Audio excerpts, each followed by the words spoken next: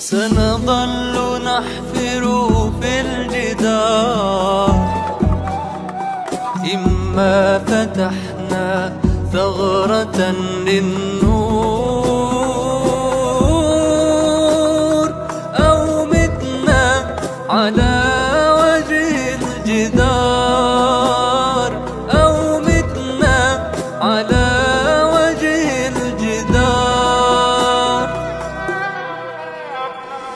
لا يأس تدركه معاولنا ولا ملل انكسار،